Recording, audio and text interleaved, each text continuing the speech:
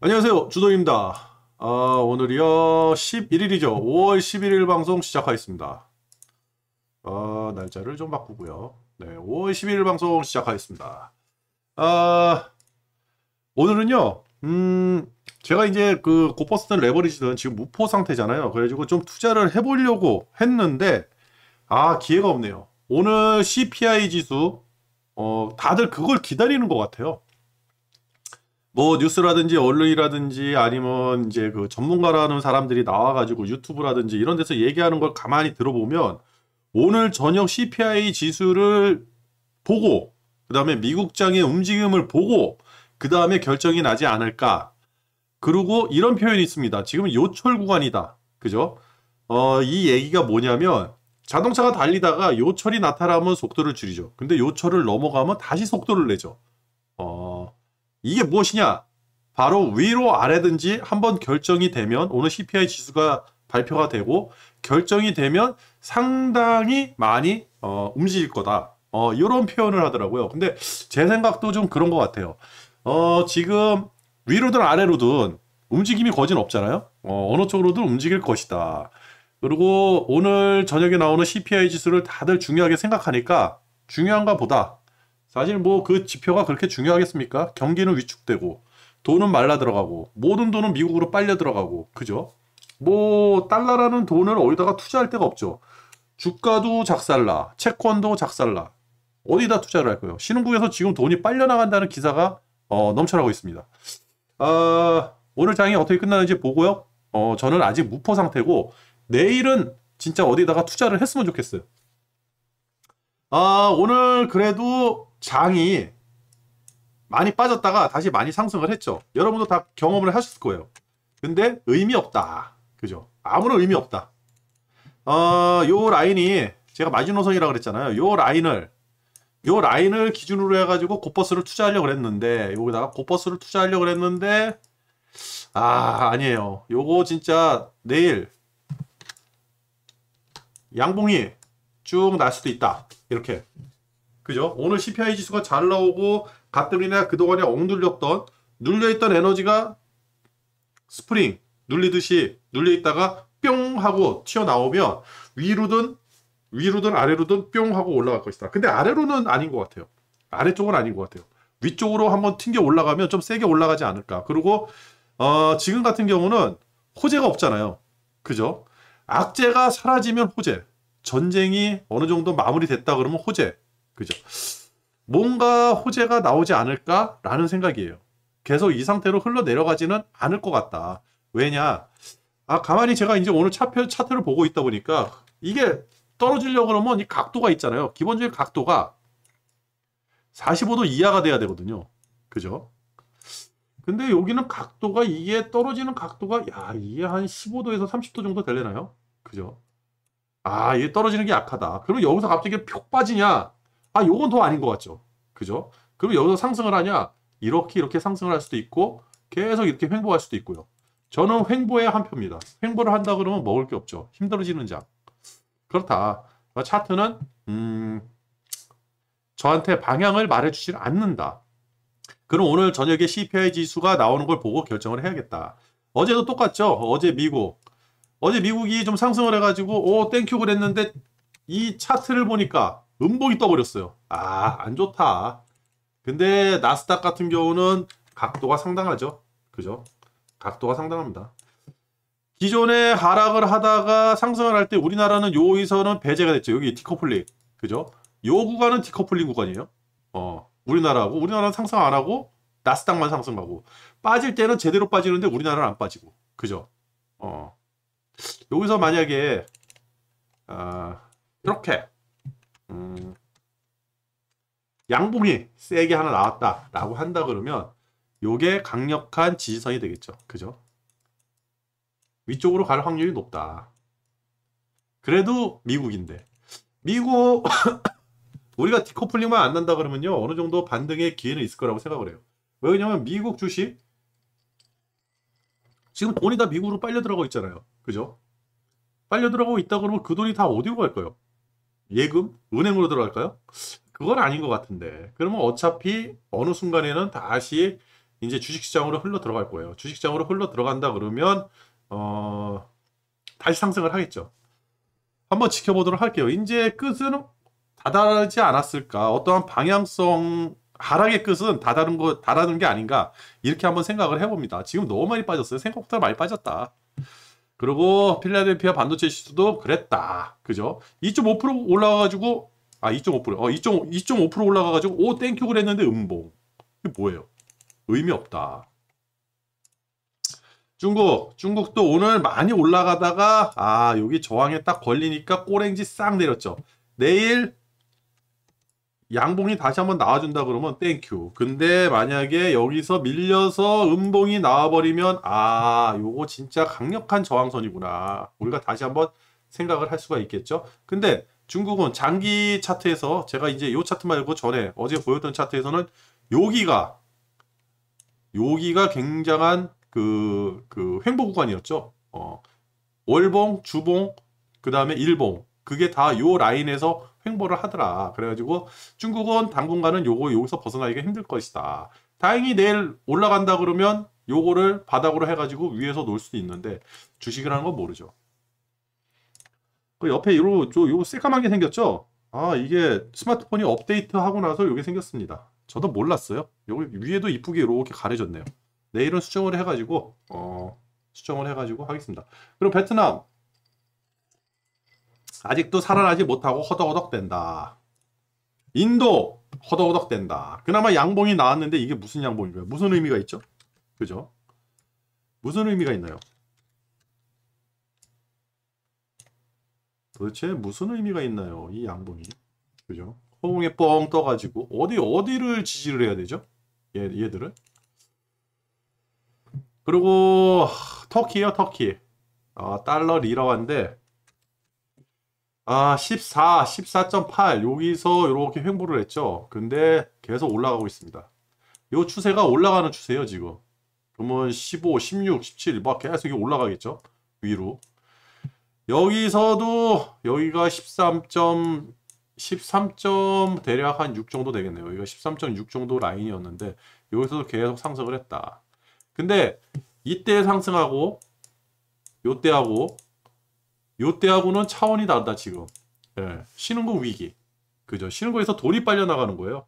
지금 터키 같은 경우는 되려 거꾸로 움직이고 있죠. 금리를 올려야 될 판에 아주 엄청나게 올려야 될 판에 올리지도 않고. 모르겠어요. 터키 경제가 어떻게 될지. 근데 터키가 만약에 작살이 난다 라고 하면 파급 효과는 거진 핵폭탄급이 아닐까. 그래서 계속 주시를 하고 뉴스에 터키 기사가 나오는지 계속 확인을 해보도록 하겠습니다. 제가 요거를 몇 시에 5시 30분에 캡처를 했네요. 5시 30분에 캡처를 했는데 환율이 살짝 떨어졌죠. 근데 의미 없다. 1240원 1240원까지 기다려야 됩니다. 그리고 달러지수 의미 없고 의미 없다. 그나마 10년물 국채 금리가 3 미만으로 빠져 있긴 해도 위험하다. 높은 수준이다. 오늘 CPI 지수 나오고 나면 요게 이제 변동이 있을 것 같아요. 오늘 코 자고 내일 아침에 눈을 떴는데 요거부터 보겠습니다. 요게 만약 막 3.2, 3.3 앞에 3자가 붙었다 라고 한다 그러면 작살을 났구나. 환율이 올라갔구나. 작살을 났구나. 그 다음부터는 어떠한 지표라든지 방향성이 없죠. 그러면 장 시작하면서 밑으로 훅 밀릴 텐데 고버스를 한번 투자를 해야 되는데 고버스 투자가 힘들어질 수 있겠다. 근데 거꾸로 상승 분위기다. 국채금리가 뭐 2.7 이렇게 나와버리고 이게 뭐야? 국채금리가 뭐 2.7 나오고 환율이 그냥 1250원대까지 막 떨어지고 그죠? 막 떨어지는 모양새가 보인다 라고 한다면 레버리지죠. 그 레버리지 한번 세게 베팅을 해보도록 하겠습니다. 코스피는 이렇게 끝났다. 다 아시죠? 그리고 중국이 좀 많이 세게 올라가는 것 같았는데 나중에 꼬랭지 삥 말면서 내려오더라. 그리고 대만, 호주, 니케이 거진 보합권이었고요. 원자재, 기름값이 생각보다 많이 올라가더라. 그죠? 대략 3% 가까이 올라가더라. 제가 그랬죠? 저는 못 샀어요. 다른 거 신경 쓰느라고 사질 못했어요. 요거 100 100이라는 숫자가 보이면 무조건 사야 되는데 놓쳐버렸네요. 그죠? 100불에 오면 일단은 사고 본다. 놓쳤어요. 그래가지고 오늘 저녁에 지금 가격이 어떻게 되는지 모르겠는데 오늘 저녁에 조금 조정을 받아가지고 100불 미만으로 떨어지면 좀 사놔야 되는데 오를 것 같아요. CPI 지수가 잘 나왔다 그러면 올라가겠죠? 안 나와도 올라갈래나? 글쎄요. 근데 원유는 지금 그게 있잖아요. 경기가 위축된다 안 된다. 공급은 한정돼 있고 수요는 그죠? 올라가면 가격이 따라 올라가는데 수요가 위축돼가지고 떨어진다고 하면 가격이 떨어지겠죠. 공급은 똑같으니까. 그죠? 공급은 똑같으니까. 그래가지고 가격이 떨어지는데 100불 미만으로 떨어져가지고 한 95불까지 왔다. 별로 안 좋아요. 대략 가격이 어느 정도 100불 이상으로 유지가 되는 게 좋다. 그리고 100불이라는 거는 왜 자꾸 100불 거리냐면 과거에 전쟁이 났다. 돈바스에서 전쟁이 나고 저기 크림반도에서 전쟁이 났었잖아요. 14년도에. 그때 보니까 100불이 되더라. 그러고 나서 대략 한 6개월에서 1년 정도 12개월이죠. 1년 정도를 유지해서 가더라. 그냥 과거에 그랬다. 그런 겁니다. 그리고 엔화는 130엔에서 꿈쩍 안 하고 있죠. 그리고 터키 리라화가 굉장히 많이 올라가고 있다. 그죠? 그리고 미국은 대략 이렇게 끝났다. 근데 이게 죄다 음봉이더라. 그리고 요게 좀 올라갔고 유럽은 대략 1%, 1.5% 막 유럽은 좀 올라가네요. 근데 유럽 차트 있잖아요. 유로스톡스, 닥스 요 차트를 봤더니 별거 없더라. 의미 있는 차트가 안 나오더라. 그리고 별거 없죠. 별거 없다. 그죠? 의미가 없어요. 의미 있는 상승세라든지 하락세는 의미가 있었죠. 하락세는 의미가 있고, 그죠? AMD 같은 경우 실적이 좋은데도 많이 하락을 하더라. 그럼 오늘 뉴스 정리를 한번 해보도록 하겠습니다. CPI 발표를 앞두고 혼조세다. 그죠? 다들 CPI만 기다리고 있더라. 그리고 바이든이 인플레 억제를 위해 가지고 대중 보복관세 그동안에 10년 동안 준비해 가지고 트럼프가 가가지고 그냥 엄청나게 싸워가지고 주가를 엄청나게 흔들어가지고 주던 돈 많이 벌게 해준 그 미중 무역 분쟁 그때 얻어낸 결과물 이거를 이제 와가지고 인플레이션 때문에 철폐를 하려고 한다. 그죠? 그러면 이건 뭐다? 죽겠다. 그러면 바이든은 어떻게 해서든 인플레를 잡아야 된다. 연준도 어떻게 해서든 인플레를 잡아야 된다. 근데 두 가지죠. 경제를 살리면서 잡을 것이냐, 경제가 깨지더라도 일단은 인플레를 잡고 볼 것이냐. 그죠? 스태그플레이션이 걸리면 더 위험하죠. 경제가 깨지려고 그러면 인플레를 잡는 게 낫죠. 경제 깨지고 물가 올라가는 스태그플레이션에 걸려버리면 더 작살난다. 그죠? 그래가지고 뭔가를 결정을 한다. 그러면 그 결정을 할 때 우리한테 기회가 올까요? 어떤 기회가 올까요? 한번 생각을 해봐야죠. 그리고 마크롱이요? 시진핑하고 통화했어요. 마크롱은 이제 러시아 제재를 상당히 앞장서 가지고 뭔가를 하려고 했었죠. 과거부터 그런 거를 했었는데 딱 두 가지죠. 마크롱이 러시아 제재. 근데 전쟁을 빨리 끝내고 싶은 거예요. 시진핑을 만난 것은 제재보다는 전쟁을 빨리 끝냈으면 좋겠다. 그래서 가서 얘기 좀 해달라. 이런 뉘앙스가 아닐까요? 그죠? 러시아 제재하는데 중국을 만난다? 웃긴 얘기죠. 그러면 푸틴한테 가서 좀 얘기를 해라. 전쟁 좀 그만해라. 죽겠다. 이 얘기를 좀 해달라. 그러니까 EU에서도 전쟁을 빨리 끝냈으면 하는 거예요. 전쟁은 빨리 끝났으면 좋겠다. 그리고 우크라를 통과하는 루안스크 지역을 통과하는 우크라이나에 있는 그 가스관이 11일부터 중단을 한대요. 이 가스관이 유럽에 가스 3분의 1을 운송한다고 합니다. 근데 예전에 그랬죠. 폴란드 가스를 끊었죠. 폴란드 가스를 끊으니까 폴란드가 작살이 나야 되는데 작살이 안 났어요. 왜? 독일로 가는 가스관이 있어요. 독일로 가는 가스관을 우회해서 폴란드로 공급을 해주더라. 가는 가스관을 끊어버렸더니. 그러니까 이 가스관이 끊기더라도 3분의 1 정도 끊기더라도 가스 운송에는 영향이 없을 거예요. 가스관이 좀 촘촘히 이어졌거든요. 만약에 이게 가스가 끊어졌다는 얘기가 있어요. 그 기사가 있는데 진짜 가스가 끊어졌잖아요. 그러면 유럽 증시가 저렇게 상승을 못하겠죠. 그죠? 어떻게 해서든 대안을 찾았다. 하지만 장기적으로는 위험하다. 미국 휘발유 가격이 역대 최고가를 경신했다. 이게 이 기사가 뭐냐면 2009년도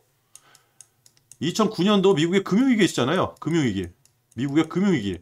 이때 이 기름값이 4불, 갤런당 4불, 지금 4.3불이잖아요. 그때 갤런당 4불이 돌파하면서 난리가 났었습니다. 이 미국 사람들은 이 기름값이 굉장히 민감하더라고요.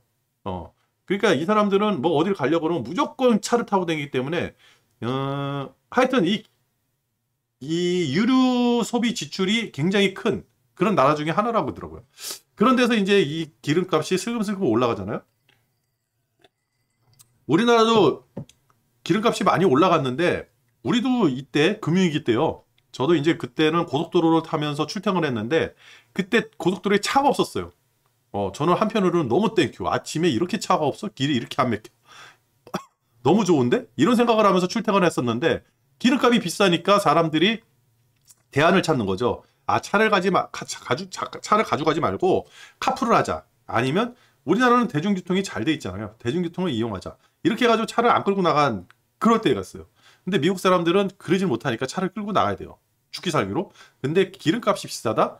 이거는 거진 폭동 수준이에요. 폭동. 미국 사람들은. 위험하다.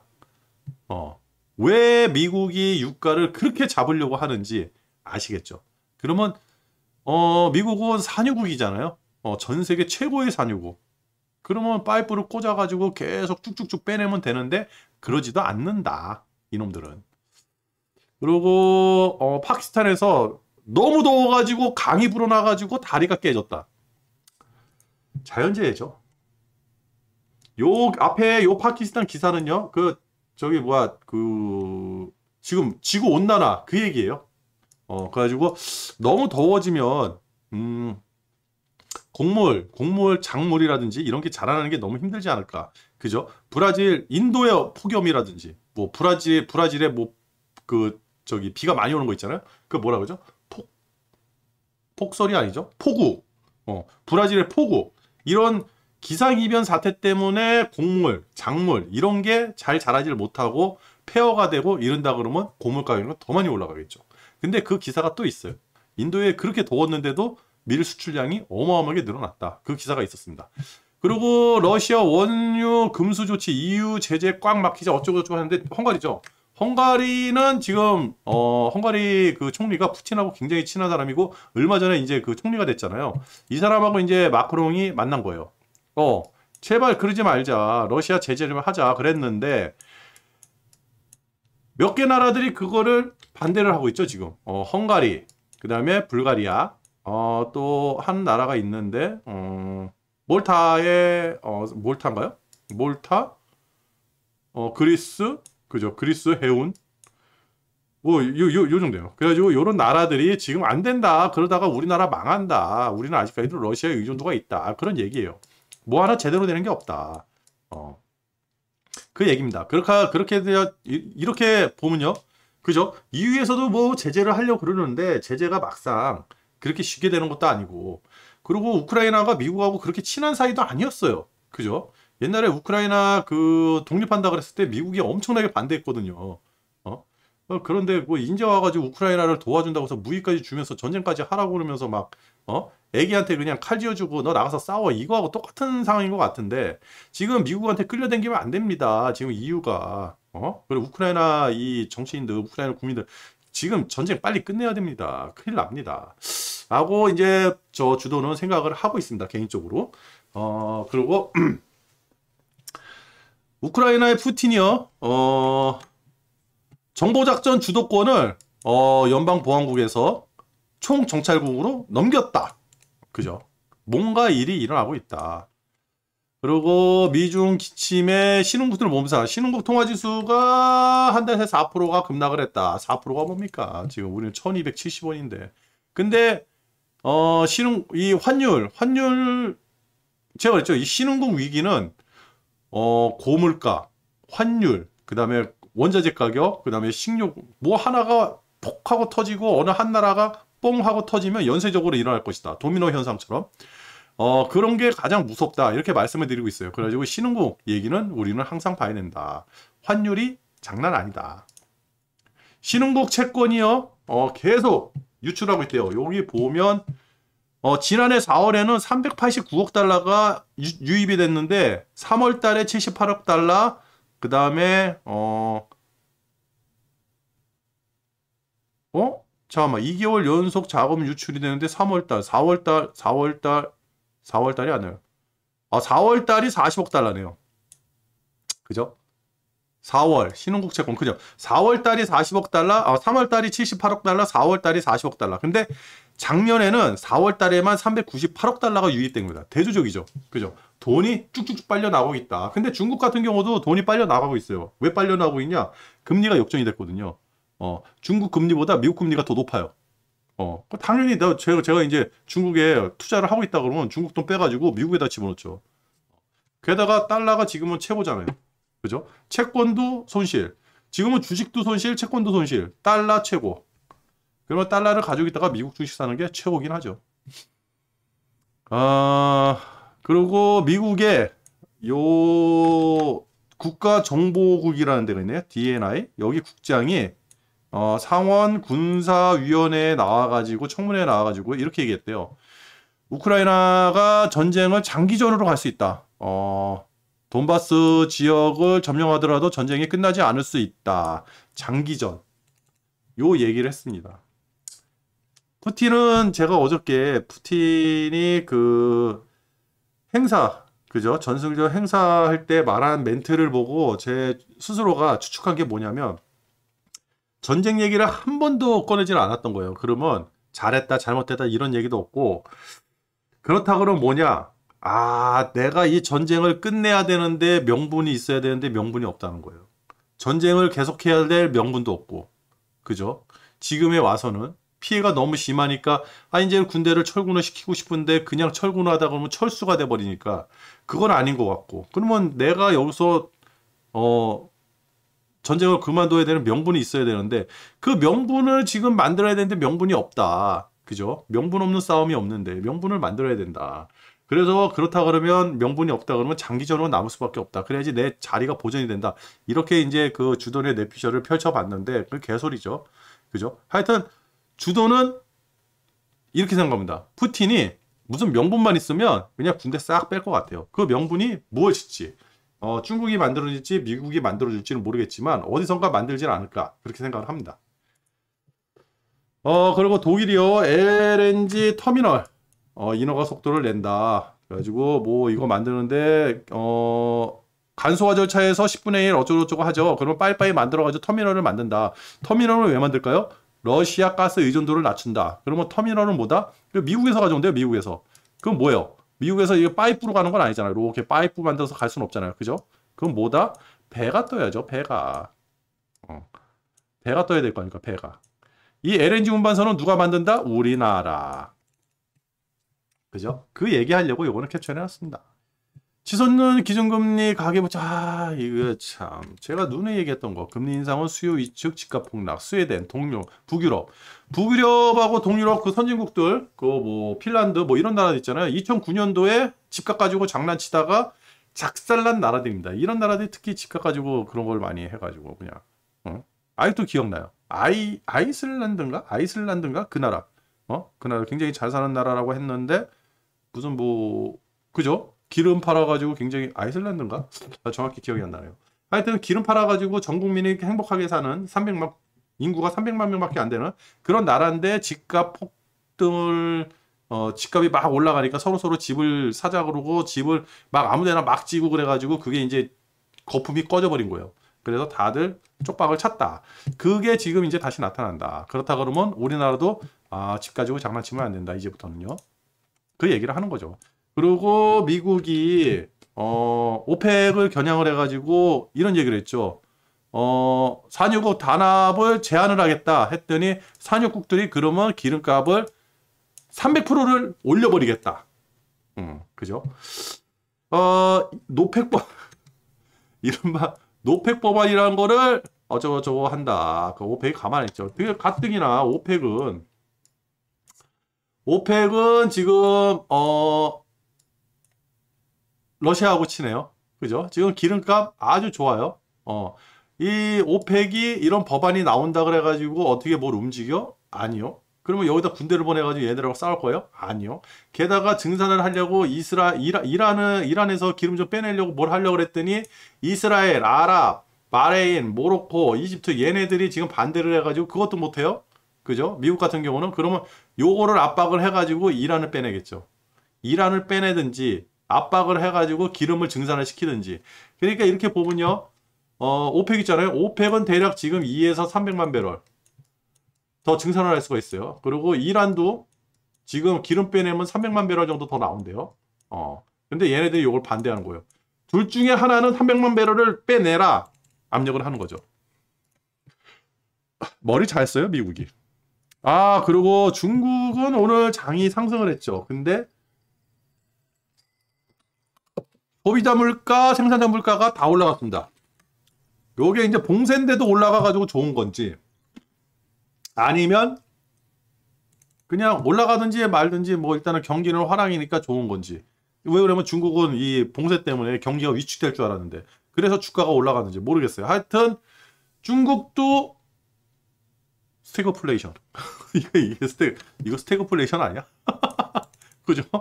봉쇄 때문에 경기가 위축돼가지고 난리인데 물가 올라가고 생산자 물가가 올라가고 원자재 가격이 올라가고 이거 지금 중국은 스태그플레이션인데 주가는 거꾸로 올라간다. 그러면 주가를 조금 예의주시해서 봐야 되겠죠. 그렇다. 그죠? 아까 제가 그 얘기했죠. 인도가 폭염 때문에 흉정이 날 줄 알았더니 밀 수출이 140만 톤을 기록했다. 그죠? 어디서든 나온다. 지금 우크라이나가 대략 한 30% 정도의 밀을 생산을 못하게 됐다. 30% 정도 줄어들 것이다. 근데 인프라가 다 깨졌어요. 항구라든지 이런 항구들을 깨져가지고 지금 그나마 있는 밀도 수출이 안 된다. 수출이 안 된다. 그죠? 이게 우크라이나 현실이에요. 그러면 전쟁이 끝난다 그러면 일단은 어느 정도 안정화가 되겠죠. 곡물 가격 상승세에 대해서는 안정화가 되겠죠. 전쟁만 끝나면 지금 상황에서는 전쟁만 끝나면요. 유가라든지 곡물가라든지 그 인플레 영향의 가장 큰 것들 있잖아요. 이런 것들이 조금 내려와가지고 인플레이션에 대한 숨통이 좀 트이질 않을까. 그렇게 된다 그러면 지금 많은 연준 위원들이 빅스텝을 밟자고 더 크게 75bp를 얘기하고 있는데 그게 좀 완화가 되지 않을까. 그러면서 주가가 상승하는 모양새를 보이지 않을까. 그렇게 생각합니다. 지금 가장 중요한 거는 우크라이나 전쟁이 끝나는 거예요. 그리고 중국 어제부터 계속 얘기가 나오죠. 중국이 이제 계속 얘기해서 우리랑 친하게 지내. 니네 미국하고 친하게 지내면 안 돼. 지금 미국에 달라붙으면 우리 화낼 거야. 그때 어떻게 됐는지 봐봐. 이렇게 해가지고 기사들이 계속 나오고 있어요. 그 뉴질랜드는 7월 31일부터 국경을 개방한대요. 일본도 6월부터 단체 관광객을 허용한대요. 그죠? 한쪽에서는 확산세, 한쪽에서는 그 엔데믹. 이 두 저울 중에 어느 순간에는 한쪽으로 치우쳐지겠죠. 확산세가 사그라들고 이제 그 개방 다시 이제 엔데믹 우리 이제 코로나 없었어 이런 것 쪽으로 나간다 그러면 저는 이제 항공주를 한번 사볼 생각입니다. 근데 지금은 아닌 것 같아요. 유가가 너무 비싸가지고요. 요거는 아까 전에 그 얘기죠. 그리고 요건데, 요 파월의 반기 FOMC 멤버들 하나둘씩 자이언트 스텝을 거론한다, 뭐 그런데, 내용을 보면 굉장히 복잡할 것 같은데, 제가 이렇게 쉽게 해놨어요. 애틀란타 연은 총재, 클리블랜드, 세인트루이스, 뉴욕, 리치몬드, 연은 총재들이요. 75bp까지는 얘기를 하는 거 아니에요. 75bp 얘기한 거는 클리블랜드 연은 총재만 지금 그 얘기를 했고, 아니, 애틀란타 연은 총재만 그 얘기를 했고, 나머지는 빅스텝에서 자이언트 스텝이 될 수도 있다. 그래도 그 미국 경제는 충분히 이걸 버틸 수 있다. 그런 내용이에요, 이게. 그리고 크리스토퍼 윌러 FED 이사까지 아주 강경한 매파적 발언을 했다. 근데 이게 왜 파월의 반기냐? 파월이 그랬죠. 50bp 인상은 없다. 3개월 연속 50bp 인상을 한다. 50bp 인상을 하고 3개월 동안 475억 불 QT를 하고 그 이에 950억 불 QT를 하겠다. 그죠? 이렇게 얘기를 하고 안도를 시켰는데 말한 지 며칠이나 지났다고 75bp 얘기를 하고 있는 겁니다. 그리고 75bp 얘기는 직접적으로 하지 않아도 은연중에는 지금보다 그죠? 빅스텝보다 자이언트 스텝 더 강력하게 금리 인상이 필요하다. 그래도 경기는 위축되지 않을 것이다. 이렇게 얘기를 하는 겁니다. 그래서 반기를 들었다 그러는데 뭐 저게 맞는지 틀린지 잘 모르겠어요. 그렇다. 그러면 다시 한번 확인을 해보도록 하죠. 지금 우리가 해야 되는 거는 원유 증산은 힘들다. 원유 증산은 힘들다. 그죠? 원유 증산은 힘들다. 신흥국 얘기 나왔죠. 아까 이제 터키 얘기도 나왔고 스리랑카 지금 작살나고 있죠. 그리고 중동 식량난이 엄청나게 심각하죠. 요거 보셔야 되고, 그리고 지금 중국이 난리죠. 중국은 성장률이 하락하고 있죠. 중국 코로나 때 봉쇄되고 있죠. 그리고 저기 물류가 완전 작살났잖아요. 지금 오늘 운송 회사들 왜 이름이 생각이 안 나죠? 하여튼 그 배 띄워가지고 이렇게 하는 회사들 굉장히 많이 올랐나요? 아까 뉴스 보니까 그 회사들이 오늘 매기가 좀 붙은 것 같았는데 그랬다. 지금 BDI 지수가 3,000이 넘어갔대요. 올 1월 달에 1,250이었는데 그게 3,000이 넘어갔다. 내가 왜 그걸 못 봤죠? 그거 한번 샀어야 되는데. HMM. 그걸 한번 샀어야 되는데. 아깝네요. 게다가 중국 같은 경우는 인플레이션이 극심하죠.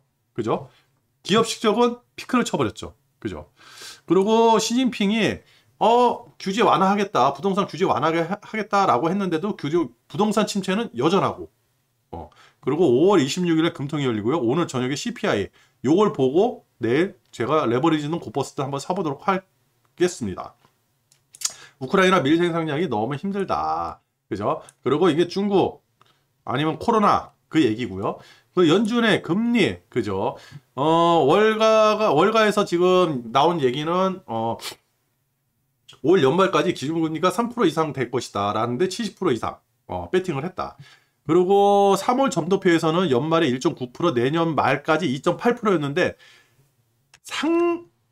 어디 갔죠? 누가 건드렸나요? 제가 건드렸나요? 죄송합니다. 상당히 상승을 했죠. 그죠? 3%. 내년 말까지 2.8%였는데 지금이 그렇다. 바로 2달 전에 얘들이 떠든 거예요. 그러면 아까 전에 그랬죠. 여기 애틀랜타, 클리블랜드 얘네들이 75bp 이상 인상도 필요하다 그러는데 이거 못할 이유가 없다는 거죠. 그죠? 제 생각에는 100bp도 가능하다. 이 상태로 봤을 때는. 그죠? 인플레이션 안 잡히면 큰일 난다. 가장 중요한 게 인플레이션이에요. 인플레이션. 이걸 잡아야 돼요. 파란색으로 해야지. 근데 경기가 떨어지면 인플레이션 올라가면 그죠? 똑같이 써야지. 올라가면 이게 뭐야? 이거는 스태그플레이션. 이거는 다 박살난다. 다 죽는다. 그죠? 그러면 경기가 떨어지고 인플레이션도 차라리 떨어지게 만들면 그죠? 스태그는 안 걸린다. 얘만 작살난다. 그죠? 얘는 살아난다. 그게 바로 이겁니다. 그죠? 그게 바로 얘예요. 그게 75bp. 계속 강력하게 금리 인상을 해야 된다는 거 뭐냐면 금리 인상을 해가지고 돈을 빨아들이는 게 목적이 아니라 심리적 공황을 줘야 되는 거거든요.